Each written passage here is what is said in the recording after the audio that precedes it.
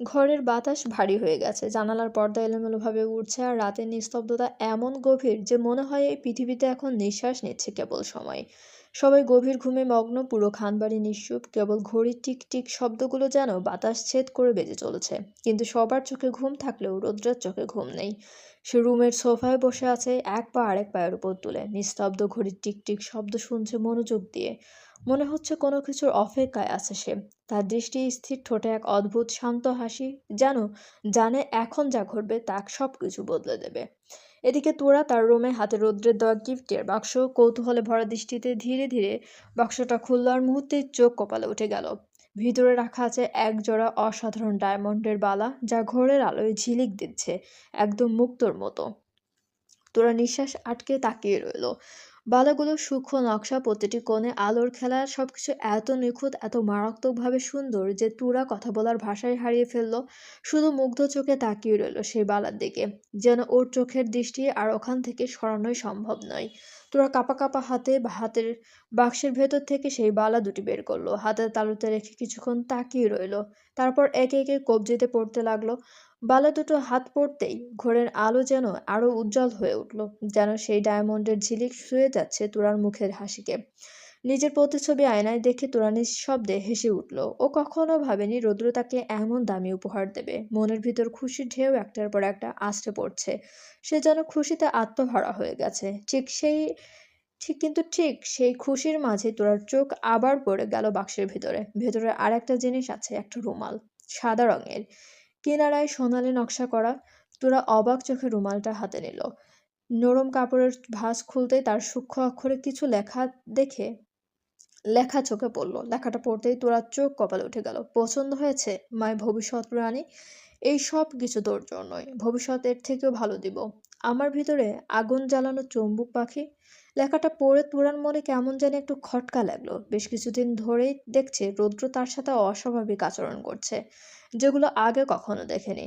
তোরা রৌদ্রের সেই আচরণগুলোর মজার ছলিয়ে নিত, কারণ রৌদ্রের চরিত্র পরিবারের কাছে গোপনে হলেও তোরা জানে রৌদ্র কেমন। রৌদ্র যে পেলে বয় তা তোরার অজানা না, শুধু কখনো প্রকাশ করেনি পরিবারের একজন সদস্য, অর্থাৎ ভাইয়া বলে। তোরা ভাবতো রৌদ্র মেয়েদের সাথে নাটক করতে করতে এখন সেই নাটকগুলো তার সাথেও করছে, হয়তো শুধু মজা আর দুষ্টুমি। কিন্তু যতই সময় যাচ্ছে ততই রৌদ্রের আচরণ আরো অস্বাভাবিক হয়ে উঠছে। মনে মনে এসব ভেবে তোরার মনটা হঠাৎ উল্টে গেল। নিজেই নিজেকে ধমকের সুরে বলল, আমি এসব কি ভাবছি? ছি, ভাইয়া হয়তো প্লে বয় হতে পারে, তাই বলে সে আমার সাথে সেরকম কিছু করবে? আমি তো ভাইয়ার বোন, তার পরিবারের একজন সদস্য। আমার আমাকে কেন ওই চোখে দেখবে? তোরা তোরা তোরা তুইও না, মাথা ঠিক কর। কালকে তুই শিহাবের বউ হতে যাচ্ছিস, আর তুই ভাবছিস অন্য বেটাকে নিয়ে? তবা তবা তবা। তোরা নিজেকে নিজেই বকে বকে শান্ত হলো। বকা তোরা বুকে ভেতরে যা ভাবছে সেটা পুরোপুরি বুঝলো না। মনে হলো ওর যেন অবুঝের মতো রয়ে গেছে। তারপর ধীরে ধীরে রুমালটা চারপাশ ঘুরিয়ে দেখতে লাগলো। চোখ শুধু রুমালের দিকে, অনেকটা সুন্দর রুমালটা, যা তোরার খুব পছন্দ হয়েছে। মনে মনে বলল, রৌদ্র ভাইয়া সত্যি পছন্দ আছে বলতে হবে। হঠাৎ তোরার মনে পড়লো রৌদ্র ছাদে বলেছিল রুমালটার ঘ্রাণ নিবি, দেখবি পাগল হয়ে যাবি। রৌদ্রের কথা মনে পড়তে তোর আর দেরি করলো না। সঙ্গে সঙ্গে রুমালটা নাকের কাছে নিয়ে বড় একটা নিঃশ্বাস নিল। ঘ্রাণ নেওয়ার সাথে সাথে বুঝতে পারলো সত্যি অসাধারণ সুন্দর একটা ঘ্রাণ, যা তার কাছে একদম প্রিয় হয়ে গেল। তোরা আরেকবার ঘ্রাণ নিল, এবার আরো মনোযোগ দিয়ে। যতই তোরা ঘ্রাণ নিচ্ছে ততই তার ইচ্ছে আরো বেড়ে যাচ্ছে, আরো নিতে ইচ্ছে করছে, আরো অনুভব করতে অনেকক্ষণ এমন করার পর তোরার মাথায় হঠাৎ একটা কেমন জানি চক্কর খেতে লাগলো। শরীরের সব কিছু কেমন জানি মাতাল লাগছে। মনে হচ্ছে পুরোটা পাগল পাগল। একদম নেশার মতো অনুভূতি ভর করেছে প্রতিটি কোণে। সবকিছু যে কেমন জানি দুইটা দুইটা করে দেখছে তোরা। হাতে থাকা রুমালের দিকে তাকিয়ে দেখে রুমাল দুইটা চোখ বড় বড় করে তাকিয়ে হি হি হি করে হাসতে হাসতে বলল, হি হি হা হা, জাদু জাদু। কিছুক্ষণ আগে তো এখানে একটা রুমাল ছিল, আর এখন দুইটা কোথা থেকে আসলো? হো হো, জাদু নিশ্চয়ই, রুমালটা জাদু জানে। তোরা মুহূর্তেই পাগলের মতো আচরণ শুরু করলো। দাঁড়াতে গেলে মাথা তুলে ঘুরে পড়ে যেতে নেই। সাথে সাথে টেবিলে ধরে ফেলে নিজেকে সামলালো। তারপর পাগলের মতো হেসে হেসে বলল, হা হা হা, রৌদ্র ভাইয়া আমাকে কি করে দিল রে? ঘ্রাণ নেওয়ার সাথে সাথে তো আমার কেমন জানি পাগল পাগল লাগছে, মাথা ঘোরাচ্ছে, নাচতে ইচ্ছা করছে। হা হা, হু হু, লে লে, হা হা। তোরা আয়নার সামনে গিয়ে নিজেকে দেখে হো হো করে হাসতে হাসতে চুলগুলো মাথার পেছনে চারপাশে ঘোরাতে ঘোরাতে বলল, লে পাগলু, ডান্স ডান্স ডান্স। তোরা যেন কোনো নেশার জগতে প্রবেশ করেছে। নিজের হুঁশ হারিয়ে পাগলের মতো নাচতে লাগলো। হঠাৎ নাচতে নাচতে আয়নাতে দেখলো রৌদ্র দাঁড়িয়ে আছে পিছনে। তোরা এটাকেও জাদুর মতো মনে করলো। রৌদ্রের দিকে ঘুরে তোরা এগিয়ে গেল। চারপাশ ঘুরতে ঘুরতে বলল, এ হে রৌদ্র ভাইয়া, আমাকে কি করে দিল রে। প্রথমে রৌদ্রের জিনিসের পাওয়ার, তারপর সেই পাওয়ারে রৌদ্র ভাইয়াকেও আমার রুমে নিয়ে এসে পড়লো। হা হা, কি মজা।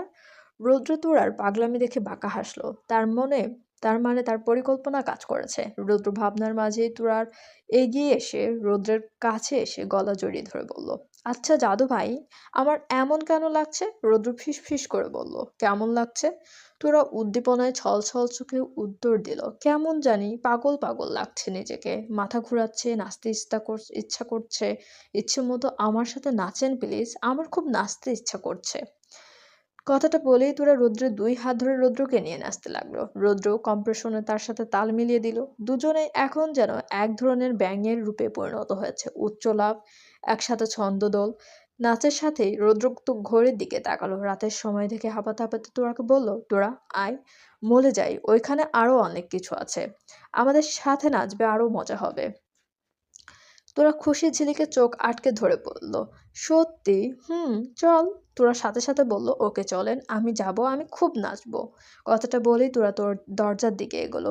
কিন্তু দরজার কাছে এসে হঠাৎ থেমে গেল, যেন কোনো ঝটকা লেগে গেছে। রোদের দিকে তাকিয়ে বলল, আচ্ছা, আমি তো রুমের দরজা বন্ধ করে রেখেছি, আপনি কিভাবে আমার রুমে এলেন? রৌদ্র তোরার কাছে এসে চোখের দিকে তাকিয়ে বলল, কেন মনে নেই? তুই তো বললি জাদু। তাহলে তো আমি নিজে থেকে আসিনি, আমাকে নিয়ে এসেছে জাদু। দেখ, কেমন জানি আমি দরজা না খুলেই ভাবার মতো এসে বললাম। তোরা সঙ্গে সঙ্গেই হেসে ফেললো। হ্যাঁ, হুম হুম, জাদু জাদু, মনে পড়েছে। কথাটা বলেই তোরা রুমের দরজা খুলে বের হলো। পিছন পিছন রৌদ্রও বের হলো। হঠাৎ রৌদ্র দৌড়ে এসে তোরার মুখ চেপে ধরলো। হুশ, আস্তে আস্তে, শব্দ করবি না, নাহলে মানুষ জেগে যাবে, তখন আমাদেরকে যেতে দেবে না, আর আমরা নাচতেও পারবো না। তোরা সঙ্গে সঙ্গে মুখে আঙ্গুল দিয়ে মাথা নাড়ালো। রৌদ্র তোরার এক হাত ধরে চুপে চুপে তোরাকে নিয়ে বেরিয়ে গেল। তোরাও বাচ্চার মতো শান্ত আনন্দমুখী হয়ে রৌদ্রের সঙ্গে তাল মিলিয়ে বাইরে বের হয়ে গেল। রাতের শেষ প্রহর, চারদিক নিস্তব্ধ, শুধু গাড়ির ইঞ্জিনের মৃদু শব্দ বাতাসে মিলিয়ে যাচ্ছে। রৌদ্র গাড়ি চালাচ্ছে আর তোরা তার কাঁধে মাথা রেখে বাচ্চাদের মতো ঘুমিয়ে আছে একটা শান্ত গভীর ঘুম, যেন কোনো নেশায় ডুবে আছে সে। চুলের কিছু গোছা মুখে এসে পড়েছে, নিঃশ্বাসের ছন্দে দোলছে আলতো করে। রৌদ্র একবার তুরার দিকে তাকালো, মুখে নিষ্পাপ শান্তি, চোখে নিঃশব্দ স্বপ্নের ছোঁয়া। ঠোঁটের কোণে হালকা হাসি ফুটে উঠল রৌদ্রের। নিচু গলায় নিজের সঙ্গে নিজেই বলল, জানি না তুরা, যখন তুই জেগে যাবি তখন তোর রিয়াকশন কেমন হবে, তবে আমি তোর রিয়াকশনে যাই ধরি না, কারণ আমার তোকে লাগবে, শুধু তোকেই।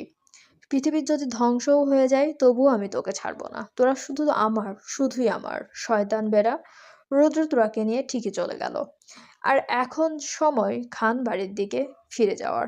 রাত পেরিয়ে ভোরের আলো ফুটেছে, কিন্তু সেই আলো যেন খান বাড়ির উঠোনে পৌঁছতেই চাইছে না। সকালের হালকা হাওয়া, পাখির ডাক, কুয়াশা, সবকিছুই যেন অস্বস্তিকর নীরবতায় ঢেকে গেছে। ঘরের ভেতরে এখনো সবাই ঘুমে। কেউ জানে না তাদের বাড়িতে কি ঝড় বয়ে গেছে। কিছুক্ষণের মধ্যেই এই শান্ত সকাল ভেঙে যাবে। শুরু হবে কান্না, চিৎকার আর হাহাকারের এক ভিন্ন সকাল। চল এখন দেখি খানবাড়ির কি অবস্থা। খানবাড়ির উঠোনে তখন সকালবেলার রোদটা হালকা সোনালি হয়ে মাটিতে পড়ে আছে, আর তার মধ্যে ধুলোর সাথে মিশে ঘুরে বেড়াচ্ছে ফুলের গন্ধ। রান্নাঘর থেকে একটার পর একটা মশলার ঝাঁঝ আর ভাজা পোড়ার গন্ধ চারপাশে ভরে উঠেছে। গেট থেকে শুরু করে বারান্দা পর্যন্ত রঙিন ফুলের মালা আর ঝাড়বাতি দিয়ে সাজানো, কোথাও গোলাপ, কোথাও গাঁদা, কোথাও ঝিলিমিলি বাতি। আঙ্গিনায় ছোট ছোট বাচ্চারা এদিক ওদিক দৌড়াচ্ছে। কেউ গ্লাসে দুধ খেয়ে রেখে ভুলে গেছে, কেউ আবার ফিতার টানে মেরে আছে। মেয়েরা চুলে ফুল গুজেছে, কানের দুল ঠিক করছে, আর একে অপরকে দেখিয়ে বলছে, দেখ আমার শাড়িটা কেমন লাগছে। মাইক্রোফোনে হালকা সুর বাজছে সেই পুরনো বিয়ের গান। বড়রা বসে বিয়ের কাজের তালিকা মেলাচ্ছে। কারো মুখে চাপা উৎকণ্ঠা, ফটোগ্রাফার এসেছে তো। কেউ আবার হাসতে হাসতে বলছে, এই যে বরপক্ষের ফোনটা ধরো, কেউ রওনা দিচ্ছে কিনা দেখি। পুরো খান বাড়ি যেন এক উৎসবের মঞ্চালো। হাসি, শব্দ আর ব্যস্ততায় মিশে আছে আনন্দের সুর, কিন্তু এই আনন্দের ভেতরে কোথাও যেন একটা অদ্ভুত নীরবতা লুকিয়ে আছে। কেউ জানে না এই সকালটা ঠিক কেমন পরিণতি বয়ে আনবে। মহিলারা সবাই নিজেদের কাজে ডুবে আছে, রান্না, সাজসজ্জা, বাচ্চাদের দেখাশোনা সবকিছুতেই যেন এক উন্মাদনা। কিন্তু এই ব্যস্ততার মাঝে রৌশনী খানের মনে একটা অস্বস্তি ধীরে ধীরে জায়গা নিচ্ছে। যতবার চারদিকে চোখ ঘোরাচ্ছে, কোথাও তোরাকে দেখা যাচ্ছে না। ভাবলো হয়তো এখনো ঘুমাচ্ছে, কিন্তু সময় তো অনেক হয়ে গেছে। মুখে একটু চিন্তার রেখা নিয়ে সে বলল, তোরা এখনো ঘুম থেকে উঠেনি নাকি? এই ভেবে রৌশনী খান তোরার রুমের দিকে যাচ্ছে, ঠিক তখনই তিথির আতঙ্কিত চিৎকার কানে এলো। তিথি দৌড়ে এসে হাঁপাতে হাঁপাতে বলল, তোরা আপু রুমে নেই, কোথাও নেই। রুমের ওয়াশরুম, বারান্দা সব জায়গা দেখেছি, তোরা আপু নেই। আর রুমের দরজাটাও বাহির থেকে লাগানো ছিল, ভিতর থেকে না। রৌশনী খান এক মুহূর্তের জন্য স্থির হয়ে গেলেন, তার মুখের রং ফ্যাকাশে হয়ে গেল। চোখের ভেতর এক অদ্ভুত আতঙ্কের ছায়া নেমে এলো, চারপাশের কাজ থেমে গেল, সবাই তিথির দিকে তাকিয়ে রইল। বিয়ের ঘরের কোলাহলের মধ্যে হঠাৎ করে যেন একটা ভারী নিস্তব্ধতা নেমে এলো, যেন কেউ অদৃশ্য পুরো আনন্দটা থামিয়ে দিয়েছে। আয়ান প্রথমে তিথির কথায় বিশ্বাস করতে পারছিল না। এত সকালে বিয়ের ঘরে এত মানুষ আর তোরা রুমে নেই, এটা যেন অসম্ভব শোনাচ্ছে। আয়ান দ্রুত এগিয়ে গিয়ে বলল, তুই কি বলছিস এসব তিথি? তোরা রুমে থাকবে না মানে কি? হয়তো বাড়িতেই আছে, আশেপাশে কারো রুমে গিয়েছে। আয়নের কথাটা শেষ হওয়ার আগেই পিছন থেকে এক পরিচিত কিন্তু ভয়ে কাঁপা কণ্ঠ শোনা গেল, আরিশার। নাই, আমি পুরো বাড়ি দেখেছি, তোরা কোথাও নাই। আর আরিশার কণ্ঠে যেন ক্রমে ভারী হয়ে আসছে, কথা বলতে গিয়ে গলা আটকে যাচ্ছে। সবাই যখন এখন তার দিকে তাকিয়ে আছে, রৌশনী খানও নিঃশ্বাস বন্ধ করে তাকিয়ে আছেন। হঠাৎ আরিশা কেঁপে উঠল, থেমে গেল এক মুহূর্ত, তারপর নিচু গলায় বলল, আর আর আর রৌদ্র ভাইয়াও কোথাও নেই। মুহূর্তে খান বাড়ির বিয়ের সকালে সব শব্দ যেন থেমে গেল। হাসির শব্দ, রান্নার আওয়াজ, গান সব নিস্তব্ধ। কারো মুখে কোনো কথা নেই, শুধু বিস্ময় আর ভয় মিশে থাকা নিঃশব্দ চোখগুলো একে অপরের দিকে তাকিয়ে আছে। মনে হচ্ছে এই নিখোঁজ হওয়ার খবরটা যেন পুরো বাড়ির বুকের ভেতর এক ঝড় তুলে দিয়েছে। আনোয়ার খান খবরটা শুনে একদম নিথর হয়ে গেলেন, ধপাস করে সোফায় বসে পড়লেন তিনি। মুখটা ফ্যাকাশে, চোখে অবিশ্বাস আর দুশ্চিন্তার ছাপ স্পষ্ট। পাশে দাঁড়িয়ে থাকা কেউ কিছু বলার আগেই আশিক খানও মাথায় দুই হাত দিয়ে ধীরে ধীরে নিচু হয়ে বসলেন। মনে হচ্ছে যেন পৃথিবীটা এক মুহূর্তে তার পায়ের নিচ থেকে সরে গেছে। সবার আর বুঝতে বাকি রইল না রুদ্রই যে তুরাকে নিয়ে গেছে, কিন্তু ঘরের বাতাসে এখনো একটাই প্রশ্ন ঘুরপাক খাচ্ছে, রুদ্র কেন তুরাকে নিয়ে গেল? রুদ্রের সাথে তুরার এখন এমন কি সম্পর্ক যে এত বড় একটা কাজ সে করতে পারলো? মুহূর্তের মধ্যে গান, হাসি, আড্ডা সব বন্ধ হয়ে গেল। খানবাড়ি একেবারে মরুভূমির মতো নিস্তব্ধ হয়ে উঠল। প্রতিটি কোণে যেন এক অদ্ভুত চাপ নেমে এসেছে। তনুজা খান শাড়ির আঁচল চেপে চেপে কান্না আটকানোর চেষ্টা করছে, চোখের কোণ দিয়ে পানি গড়িয়ে যাচ্ছে। পুরুষরা মাথায় হাত দিয়ে নিচু হয়ে বসে আছে, যেন মনে হচ্ছে সবাই গভীরভাবে ভাবছে এবার শিহাবদের কি জবাব দেবে। ঘরের পরিবেশ একেবারে ভারী, প্রত্যেকের মুখে উদ্বেগ আর চিন্তার ছাপ। বাতাসে অদৃশ্য এক অস্থিরতা ছড়িয়ে পড়েছে। তাজা ফুলের গন্ধে ভরা ঘরটা আজ যেন অন্যরকম লাগে শেহাবের কাছে। চারদিকে রঙিন ফুলের মালা ঝলমল করছে, তার চোখে এখন শুধু একটাই ছবি, তুরা। আজ তার বিয়ে, তারই পছন্দের মানুষের সঙ্গে। আজ থেকে এই ঘরে থাকবে তুরা, তার পাশে, তার জীবন সঙ্গী হয়ে। ভাবতেই শেহাবের ঠোঁটে মিষ্টি হাসি, এই একটা হাসি খেলে গেল। লজ্জায় মাথা নিচু করে ফেলল, যেন সে নিজেই নিজের কল্পনায় হারিয়ে গেছে। তারপর ধীরে ধীরে পকেট থেকে ফোন বের করলো, স্ক্রিনে খুলে তোরার এক হাসি মাখা ছবি সেটা সে গোপনে তুলেছিল একদিন তোরার অজান্তে। তোরার মুখের দিকে তাকিয়ে শেহাবের চোখ ভিজে উঠল ভালোবাসায়। তারপর মৃদু কণ্ঠে বলল, আর মাত্র কয়েক ঘন্টা তোরা, তারপর তুমি আমার হয়ে যাবে। আমরা একসাথে হব চিরদিনের জন্য। আমি কখনো ভাবিনি তোমাকে পাবো তোরা। বিশ্বাস করো, তুমি শুধু আমার পছন্দ না, তুমি আমার ভালোবাসা। এই কথাটা তোমাকে আজ রাতেই বলবো। আমি তোমাকে ভালো বা বাকিটুকু আর বলতে পারল না শেহাব। হঠাৎ কানের পাশে এমন এক খবর এসে আঘাত করলো, যা তার গোটা পৃথিবী কাঁপিয়ে দিল।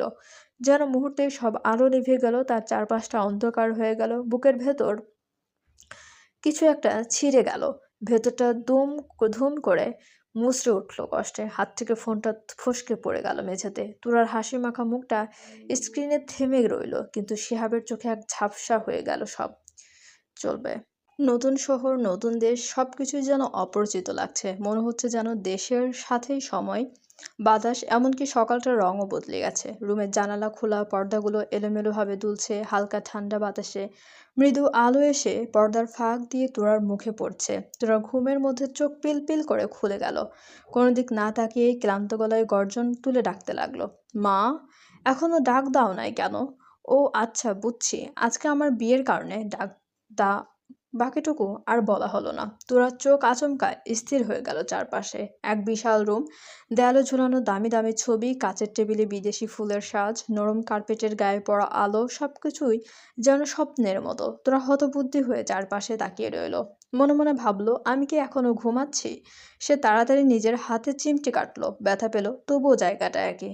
বুক ধক ধক করছে, নিঃশ্বাস ভারী হয়ে আসছে, নিজের কণ্ঠে অবিশ্বাস মিশে গেল। আল্লাহ, আমি কোথায়? এটা তো আমাদের বাড়ি না। আমি এখানে কিভাবে এলাম? রুমের নিস্তব্ধতায় তুরার কণ্ঠটা মিলিয়ে গেল। জানালা দিয়ে ঢোকা হালকা বাতাসে পর্দা আবার উড়ল, যেন অজানা জায়গাটা নীরবে হাসছে তার বিভ্রান্তির দিকে। তোরা বিছানা থেকে উঠে ধীরে ধীরে চারদিকে তাকাতে লাগলো। দেয়ালের রং, জানালার নকশা, মেঝেতে পুরো কার্পেট সবই যেন অপরিচিত। বুকের ভেতর কেমন যেন কাঁপুনি ধরেছে। তোরা থমকে দাঁড়ালো, তারপর এক পা দুপা করে রুমের দরজার দিকে এগিয়ে গেল। দরজাটা খুলতেই হালকা বাতাসের ঢেউ এসে মুখে লাগলো। তোরা পা ফেললো করিডোরে। চারিদিকে নিস্তব্ধতা, শুধু দেয়ালে ঝুলে থাকা বড় বড় চিত্রকর্ম। একপাশে আধুনিক লাইট আর নরম মেঝেতে পদচিহ্নের শব্দ যেন বাতাসে মিলিয়ে যাচ্ছে। ঘুরে ঘুরে সবকিছু দেখছে তোরা, কিন্তু কোনো মানুষের উপস্থিতি নেই কোথাও। তোরার মনে ভয় ধীরে ধীরে গেড়ে বসছে। ঠোঁট শুকিয়ে এসেছে, গলা শুকনো। মনে মনে নিজেকেই প্রশ্ন করছে, আমি এখানে কিভাবে এলাম? আমি তো আমার নিজের রুমে ঘুমিয়েছিলাম, তাহলে এই জায়গায় কে নিয়ে এলো আমাকে? তোরা চারদিক দেখতে দেখতে হঠাৎ করে কারো সঙ্গে হালকা ধাক্কা খায়। বুকের ভেতরটা ধক করে ওঠে, থমকে ওঠে। ঘুরে তাকাতেই দেখে রৌদ্র। তোরা চোখে যেন এক মুহূর্তে স্বস্তির ছায়া নেমে আসে। দীর্ঘ নিঃশ্বাস ফেলে ধীরে বলে ওঠে, ভাইয়া, এই জায়গাটা কোথায়? এটা তো আমাদের বাড়ি না ভাইয়া, আমাকে বাড়ি নিয়ে চলেন। আমার এখানে ভালো লাগছে না। রৌদ্রের ঠোঁটে ধীরে ধীরে দুষ্টুমি মেশানো একটুখানি হাসি ফুটে উঠল। এক ধাপ এগিয়ে এসে সে একদম তোরার সামনে দাঁড়ালো। হালকা বাতাসে উঠতে থাকা তোরার চুলগুলো মুখের উপর এসে পড়ছিল। রৌদ্র নরম হাতে সেই এলোমেলো চুলগুলো কানের পেছনে গুজে দিয়ে নিচু স্বরে বলল, রিল্যাক্স বেবি, এত তাড়া কিসের? আগে বিয়েটা হোক, তারপর না হয় যাব। তোরা এক মুহূর্তে থমকে গেল রৌদ্রের কথা শুনে। মুখে বিস্ময়ের ছাপ, চোখে অবিশ্বাস। পরক্ষণে নিজের অস্বস্তিটা ঢাকতে হালকা হেসে বলল, মজা করছেন তাই না? প্লিজ ভাইয়া, আমাকে বাড়ি নিয়ে চলেন, আমি বাড়ি যাব। রৌদ্র তোরার কথায় এক মুহূর্তে থেমে গেল। তার চোখে হঠাৎ যেন একরকম দীর্ঘতা ফুটে উঠল। পরের মুহূর্তে রৌদ্র হাত বাড়িয়ে তোরার কোমর চেপে ধরে নিজের দিকে টেনে আনলো, একদম কাছে। তোরা হতবাক হয়ে গেল এই আচরণে। বুকের ভেতর ধকধক শব্দ যেন আরো বেড়ে গেল। রৌদ্র নিচু গলায় কিন্তু অদ্ভুত দীর্ঘ স্বরে বলল, আমি মজা করছি না তোরা, তোকে আমার ভালো লাগে। আমিই তোকে এখানে এনেছি, কারণ আমি তোকে বিয়ে করব। আর সেই বিয়েটা হবে শুধু আমার সাথেই, বুঝেছিস? তোরার মাথায় যেন আকাশ ভেঙে পড়ল। পুরো পৃথিবীটাই থমকে গেছে মনে হচ্ছে। রৌদ্র এমন কথা বলছে কেন? মাথা মাথা ঠিক আছে কি তার? ভাইয়া, আপনি এসব কি বলছেন? আপনার মাথা ঠিক আছে তো? রৌদ্র ধীরে হেসে তোরার দিকে তাকালো। আর ডার্লিং, আমার চুম্বক পাখি। রৌদ্র কখনো মাথা নষ্ট করে কথা বলে না। যা বলি সব একদম সিরিয়াস। কথাটা বলেই রৌদ্র তুরার মুখে হালকা ফু দিল। তুরা রাগে চোখ বন্ধ করে ফেললো। মনে মনে ভাবলো, আর না, অনেক সহ্য করেছি ভাইয়ার এই আচরণ। এইবার ভাইয়া সীমা ছাড়িয়ে গেছে। রাগে কাঁপতে থাকা তুরা মুহূর্তেই নিজের সমস্ত শক্তি দিয়ে রৌদ্রকে ধাক্কা দিল। চোখ রাঙিয়ে চিৎকার করে উঠল, আপনি একটা পাগল, তার সাথে একজন চরিত্রহীন মানুষ। আপনার সাহস কি করে হয় আমাকে এখানে নিয়ে আসার? আর কি বললেন আপনি আমাকে বিয়ে করবেন? আপনার কি মনে হয় আপনার মতো একজন চরিত্রহীন মানুষকে আমি বিয়ে করব? কখনো না। তোরা রাগ দেখে মুখে হাসি ফুটিয়ে বুকে হাত দিয়ে গলায় টান দিয়ে বলল, ওয়াও, কি সুন্দর রাগ। বিশ্বাস কর জানেমান, তোকে রাখলে আরো কিউট লাগে। এখন তো ইচ্ছে করছে তোকে, না না না, এখন না, 3 কবুল বলার পর। আচ্ছা চল, কাজে এসে বসে আছে, দুজন মিলে একটা প্রাইভেট বন্ধনে আবদ্ধ হয়ে যায়। তোরা রাগ যেন শরীরের প্রতিটা শিরা উপশিরা ভরে জ্বলতে লাগলো। তার চোখ লাল হয়ে উঠল, কান দিয়ে ধোঁয়া বেরোচ্ছে। বুকের ভিতর দম আটকে যাচ্ছে রাগে। ইচ্ছে করছে রৌদ্রকে সামনে থেকে তুলে আছাড় মেরে দিতে। গলা কাঁপতে কাঁপতে চোখে অশ্রু জমে উঠে সে রাগে বলল, আপনি কি ভেবেছেন আপনি আমাকে নিয়ে এসে পড়লেই আমি আপনাকে বিয়ে করব? হ্যাঁ, কি আছে আপনার? শুধু টাকা পয়সা, রূপ আর ক্ষমতা, এগুলো থাকলেই মানুষ বড় হয় না। একটা ভালো চরিত্র থাকতে হয়, আর সেটা আপনার মধ্যে 1%ও নাই। নারী যেন আপনার কাছে শুধু বিছানার সাজসজ্জা। আমি ভাবতাম আপনি এতদিন আমার সাথে যা করেছেন সব হয়তো দুষ্টুমি করে বলেছেন, কারণ আপনি তো হাজার হাজার নারীর সান্নিধ্যে যান, নাটক করেন, তাই ভেবেছিলাম সেটাই হয়তো অভ্যাস হয়ে গেছে আপনার। কিন্তু আমার সব ভুল ছিল যে চরিত্রহীন সে নিজের পরিবারের মানুষকেও কুনজর থেকে রেহাই দেয় না, যা আমি আজ প্রমাণ পেলাম। আর আপনি কি ভেবেছেন আমি আপনার বিষয়ে কিছু জানি না? আমি সব জানি রুদ্র খান, সব সব শুধু মুখে বলিনি, কারণ আপনি আমার ভাই, একজন পরিবারের সদস্য বলে চুপ ছিলাম। রুদ্রর মুখের হাসিটা মুহূর্তে মিলিয়ে গেল, চোখ দুটো লাল হয়ে উঠল রাগে। এতক্ষণ যে মানুষটা শান্তভাবে হাসছিল, এখন তার সেই শান্ত চেহারাটা যেন আগুনে জ্বলছে। এক ঝটকায় সে তুরার সামনে এসে দাঁড়ালো, আঙ্গুলের মতো ছু মেরে তুরার গাল চেপে ধরল। তুরার নিঃশ্বাস বন্ধ হয়ে এলো, চোখ ভয় আর অবিশ্বাস বড় হয়ে গেল। রুদ্র দাঁতে দাঁত চেপে গলায় ঝাঁঝ মিলিয়ে বলল, অনেক বলেছিস তুই, শালীর বাচ্চা। ভালো লেগেছে বলে তুই এখন তেজ দেখাচ্ছিস? শুন, হালের ঘরে শালী, আমি কোনো নাটক করছি না, আমি তোকে সত্যিই ভালোবাসি, বুঝছিস? তুই আমার চোখে পড়েছিস মানে তুই আমারই। তোর আমার থেকে মুক্তি পাওয়ার কোনো রাস্তা নেই তোরা, তুই চাইলেই বা না চাইলেই তুই আমাকে বিয়ে করবি। রুদ্রের কথাগুলো যেন আগুনের শিখার মতো তোরার মুখে এসে পড়লো। ভয়, ঘৃণা আর অপমানের মিশ্র অনুভূতিতে তোরা কাঁপতে লাগলো। তোরার মুখে মুহূর্তে রাগে আগুন জ্বলতে লাগলো, ভয়কে যেন পুরোপুরি গিলে ফেললো সে। দাঁত চেপে চোখে পানি নিয়ে কাঁপা কাঁপা গলায় তীক্ষ্ণ জেদে বলল, মরে গেলেও আমি তোকে বিয়ে করব না। কুত্তার বাচ্চা, তুই আসলেই একটা খারাপ চরিত্রহীন মানুষ। শেষ পর্যন্ত নিজের বোনকেও তোর কুনজর থেকে রেহাই দিলি না। আমার ঘৃণা হচ্ছে তোকে দেখে, ঘৃণা। রৌদ্রের ধৈর্যের বাঁধ ভেঙে ফেলেছে তোরা। রৌদ্রের চোখে আগুন, কণ্ঠে অচল রাগ, গাড়াগাড়ি, রাগ আর হতাশা মিশে এক বিরাট ঝড়। ঠোঁট কামড়ে রাগ সামলাতে সামলাতে সে এক ঝটকায় তোরাকে কাঁধে তুলে নিয়ে রুমের দিকে হাঁটা শুরু করলো। পা মাটিতে ভাঁজ কেটে ছুটে যাচ্ছে, যেন কোনো বাধা নেই। তোরা পা নড়াতে লাগলো, শরীর কাঁপছে, নিঃশ্বাস আটকে যাচ্ছে। হাত দিয়ে রৌদ্রের পিঠে সমান তালে কিল ঘুষি দিতে দিতে বলল, এই কুত্তা ছাড় আমায়, আমি তোর নামে কেস করব, নারী নির্যাতনের মামলা করব, তোকে আমি রিমান্ডে ঢোকাবো, ছাড় বলছি আমায়। তোরার আওয়াজে অদ্ভুত এক কণ্ঠের তীব্রতা, ভয়ের সাথেই লড়াই আর সংকল্প। রৌদ্র ঠোঁট কামড়ে রাগ সহ্য করে রুমে এসে এক প্রকার তোরাকে বিছানায় ছুঁড়ে ফেললো। রৌদ্র চোখ বন্ধ করে রাগ সামলে বড় বড় নিঃশ্বাস নিয়ে হাত উঁচিয়ে তোরাকে বলল, দেখ তোরা, আমার মাথা গরম করিস না, কাজই এসেছে, চুপচাপ যাবি আর শান্ত ভদ্র মেয়ের মতো কবুল বলে দিবি, আন্ডারস্ট্যান্ড? রৌদ্রের চোখে লাল আগুন, বুকের ভিতর রাগ জমে বিস্ফোরণের মতো ফেটে পড়েছে। আর তুরা রাগে ফুঁসে উঠে চিৎকার করে করে বলল, আমার জান নিয়ে নিন, তবুও আমি আপনার মতো মানুষকে বিয়ে করব না। মুহূর্তে রুদ্র তুরার কথায় বাঁকা হেসে শার্ট খুলতে খুলতে বলল, জান না, তোর শরীর নিচ্ছে আমি। আমি তোর আবার আমি তো আবার চরিত্রহীন মানুষ, শরীর না নিয়ে কারো জান নিতে পারি না। তোরার এবার একটু ভয় লাগছে, এতক্ষণ সাহস থাকলেও এখন আর নেই।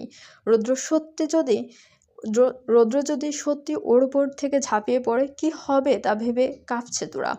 তোরা ধীরে ধীরে বিছানায় পিছাতে লাগলো, হাত পা কাঁপছে, কাঁপা কাঁপা কণ্ঠে বলল, দেখুন, আমার কাছে আসবেন না, মেরে ফেলবো কিন্তু আপনাকে। রৌদ্র মুহূর্তে হু হু করে হালকা হেসে উঠল, তার চোখে অদ্ভুত আগ্রাস্য উজ্জ্বলতা। ধীরে ধীরে তুরার দিকে এগোতে এগোতে গলা টান দিয়ে বলল, লিখবো তোমার হাতে আমি আমার মরণ। তুরা রৌদ্রের গান গাওয়া দেখে ভয়ে তার দিকে চেয়ে বিছানায় পিছাতে পেছাতে কণ্ঠ কেঁপে বলল, ভাইয়া প্লিজ আমাকে ছেড়ে দিন, আমি তো আপনার বোন লাগি। রৌদ্র তুরার কথায় কানে না নিয়ে ধীরে ধীরে এগোতে থাকলো, চোখে আগুন ঝলসানো রাগ আর দম্ভ। বল, বিয়ে আগে করব নাকি বাসর আগে করব? রৌদ্রের কথায় তুরার শরীর জ্বলে উঠল, লজ্জার ভয়ে কান দিয়ে ধোঁয়া বের হতে লাগলো, শরীর কেঁপে উঠছে। মুহূর্তে তোরা ঠোঁট কামড়ে চিৎকার করে বলে উঠল, ছি, নাউজুবিল্লাহ, আর কয়জনের সাথে বাসর করবেন? আপনার লজ্জা থাকা উচিত। তোরা চোখ বড় বড় হয়ে গেছে, গলার কণ্ঠ কেঁপে উঠছে, শরীর ভয়ের সঙ্গে উত্তেজনায় অচল, মনে হচ্ছে নিজের শক্তি আর নিয়ন্ত্রণ হারিয়ে ফেলবে। উচ্চ স্বরে হেসে উঠল রৌদ্র। তোরার কণ্ঠ ও চোখের রাগ যেন তার কাছে কিছুতেই প্রভাব ফেলছে না, সবকিছু এক কান দিয়ে ঢুকে আরেক কান দিয়ে বের হচ্ছে। তুরার শরীর কাঁপছে, লজ্জার ভয়ে ছাপে স্পষ্ট, মনে হচ্ছে প্রতিটা শব্দে সে আরো অসহায় হয়ে পড়ছে।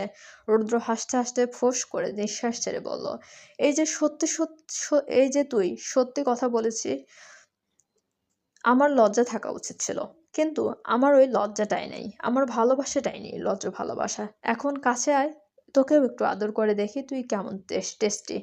কথাটা বলে রৌদ্র একটানে তোরাকে একদম কাছে টেনে আনলো। মুহূর্ত তোরার উপরে উঠে গালে স্লাইড করতে করতে নরম গলায় হিস হিস করে বলল, অভদ্র হয়েছে আমি তোমারই প্রেমে, তাই কাছে আসো না, আরো কাছে আসো না। ইস, কথা বলো না, কোনো কথা বলো না। তোরা আকস্মিকভাবে বিরক্ত হয়ে রাগ, লজ্জা আর ঘৃণার মাধ্যমেই সাহস জুগিয়ে নিয়ে প্রতিরোধ করার চেষ্টা করতে লাগলো। ভয় পেয়ে সে আত্মরক্ষার এক ছটফট করে নিজেকে বাঁচানোর একটুখানি জোরে কামড় দিল রৌদ্রের বাহুতে রক্ষা করার প্রয়াসে, কিন্তু রৌদ্র হালকা চিৎকার করে পিছনে সরে গেল। ব্যথার রাগ মিশে মুখ মুচকিয়ে চিৎকার করে বলল, আহ কুত্তি রে, আজকে খাইছি তোরে। এলোমেলো ফুলের নোংরা আবর্জনার মধ্যে ঘুরে বসে আছে শিহাব।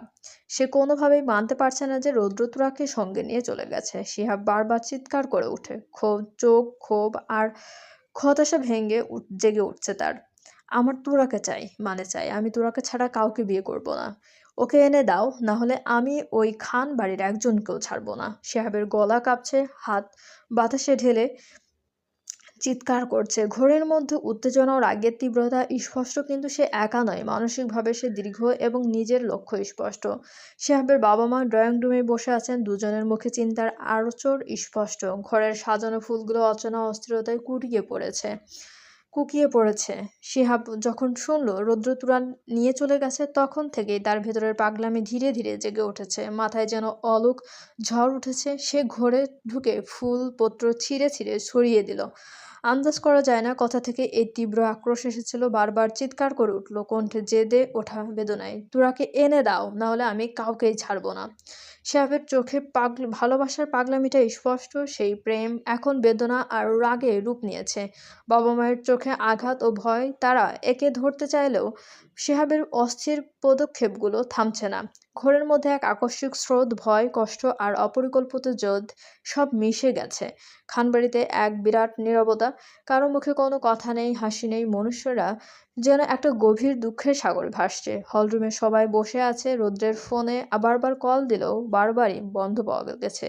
তনুজা খান কণ্ঠ ভেঙে কেঁদে কেঁদে পড়ছেন মেয়ের জন্য। চিন্তায়, অস্বস্তি আর অসহায়তার সীমা নেই। সবকিছুর মাঝে আনোয়ার খানের মুখ চির স্থির। সে মুহূর্তেই শক্ত সংগতি হয়ে দাঁড়ালেন। গলার কণ্ঠে দীর্ঘতা রেখে তিনি আশিক খানের উদ্দেশ্যে বললেন, থানায় ফোন কর, বলবি আমাদের ঘর থেকে একটা মেয়ে কিডন্যাপ হয়ে গেছে। যে নিয়েছে তাকে ধরতে পারলে যেন আইনের আওতায় নিয়ে জেলে নেওয়া হয়। মুহূর্তেই খানবাড়ির সকলে থমকে গেল। সবার চোখে এখন আনোয়ার খানের দিকে। হলতে নিস্তব্ধ, কেবল ঘড়ির টিকি শব্দর আর কিচেনে কোথাও থরথর করা পাত্রের আওয়াজ ভেসে আসছে। রৌশনী খান মুহূর্তেই বললেন, কি বলছেন আপনি? এগুলো রৌদ্র নিয়ে গেছে তুরাকে। রৌদ্র আপনার ছেলে, ওকে কেন পুলিশে ধরবে? আনোয়ার খান নীরবে একবার ঘরটা অতিক্রম করে স্থিরভাবে উত্তর করেন, হ্যাঁ, রৌদ্র এই বাড়ির ছেলে, অর্থাৎ আমার ছেলে। কিন্তু সে এই বাড়ি থেকে একজনকে নিয়ে পালিয়েছে। তার মানে সে এখন অপরাধী, আর আমি অপরাধীকে সাজা দিতে কোনো অবস্থাতেই এক পা পিছু হব না। খানবাড়ির সবাই আনোয়ার খানের শক্ত কণ্ঠ শুনে আর কেউ কোনো কথা বলার সাহস পেল না। রৌশনী খান আঁচলে মুখ গুজে কান্না আটকানোর জন্য চেষ্টা করছেন। আনোয়ার খান আবার আশিক খানের উদ্দেশ্যে বললেন, কি বলছিস শুনতে পারিসনি? এই মুহূর্তে থানায় কল দিবি, তুই না দিলে আমি দিচ্ছি। আশিক খান চুপ করে দাঁড়িয়ে রইল। নরম চোখে বড় ভাইকে যেন সম্মান করে, তেমনি বড় ভাইয়ের সিদ্ধান্তকেও সম্মান জানাতে চেয়েছিল। কিন্তু এই মুহূর্তে আশিক খান ব্যর্থ। আনোয়ার খান আশিক খানের দিকে তাকিয়ে গম্ভীর কণ্ঠে বললেন, ঠিক আছে, কল দিবি না তো আমি দিচ্ছি। এই বলে আনোয়ার খান ফোন বের করে থানায় কল দিলেন এবং উপরতলায় চলে গেলেন। বাড়ির লোকজন সবাই হতচকিত হয়ে ধুম করে বসে রইল। ঘরে কেবল উদ্বেগ আর নিস্তব্ধতার খটকা রয়ে গেল। চলবে।